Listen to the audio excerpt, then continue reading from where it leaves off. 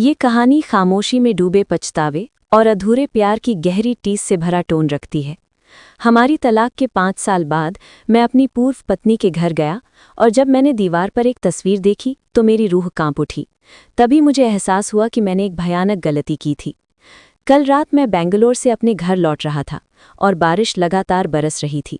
तभी मैंने उसे देखा, अनिका, बस स्टॉप पर अकेली खड़ी, छोटे से शेल्टर के नीचे कमकपाती हुई, अपने हैंडबैग को सीने से लगाकर।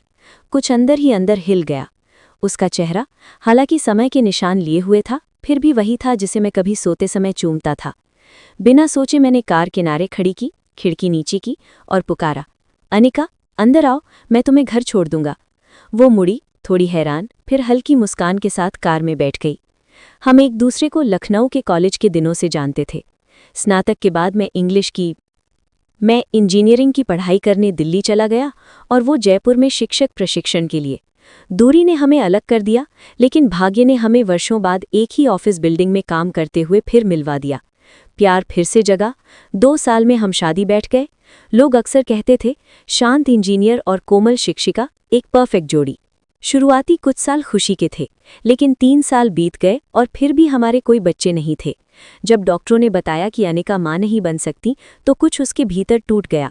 मेरी माँ, जो हमेशा दयालु रही हैं, कहती कि हम हमेशा गोद ले सकते हैं, लेकिन अनिका ने इसमें सिर्फ हार और शर्म देखी। एक रात उसने मुझे तलाक के कागज थमा दिए। उसका स्वर कांप रहा था और उसने कहा, तुम एक पूरी फैमिली के हकदार हो, मैं वो नहीं दे सकती। मैंने उसे रोकने की कोशिश की, उसे रहने के लिए कहा, लेकिन वो अडिग थी और बस हम अलग हो गए, दोनों टूटे हुए दिलों के साथ। 5 साल बाद मुझे लगा कि मैंने आगे बढ़ लिया है, स्थिर नौकरी, शांत अपार्टमेंट और एक पूर्वानुमेय जीवन। लेकिन जब मैंने उसे बारिश में देखा तो मेरी सारी दुनिया बिखर गई। जब हम उसके होम अपार्टमेंट पहुंचे तो उसने धीरे से कहा, ये मेरा घर है। मैं उसके पीछे गया और जब मैंने दीवार की ओर देखा तो मैं जैसे पत्थर बन गया। मैं दीवार के बिल्कुल सामने खड़ा था। वहां एक नहीं, कई तस्वीरें टंगी थीं। मेरी, कॉलेज के दिनों की, शादी की, हमारी पहली ट्रिप की, और बीच में एक नई तस्वीर, एक छोटी सी लड़की, करीब 4 साल की, और उस लड़की की आंखें बिल्कुल मेरी जैसी थीं। मेरे हाथ अपने आप कांपने लगे। मैंने धीरे से पूछा, ये कौन है अनिका? वो कुछ सेकंड चुप रही, फिर उसने दीवार से नज़र हटाए बिना कहा, ये मेरी बेटी है, आर्या। मेरे कानों में जैसे सीटी सी बजने लगी। तुमने कहा था तुम मां नहीं बन सकती? अनिका हल्का सा मुस्कुराई, वही पुरानी थकी हुई मुस्कान। मैंने ये कभी नहीं कहा था कि मैं मां नहीं बन सकती। डॉक्टर ने कहा था कि प्राकृतिक तरीके से शायद नहीं। मैं उसकी तरफ मुड़ा।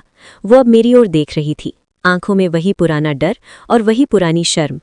तुम्हें याद है शादी के आखिरी साल में तुम मुझे बार बार हॉस्पिटल ले जाते थे? मैंने सिर हिलाया। तब एक डॉक्टर ने हमें IVF का ऑप्शन बताया था, लेकिन तुम्हारी माँ को जैसे ही पता चला, उन्होंने साफ कहा था, इतनी झंझट में जाने से अच्छा है लड़की को छोड़ दो। मेरे सीने में कुछ धस गया।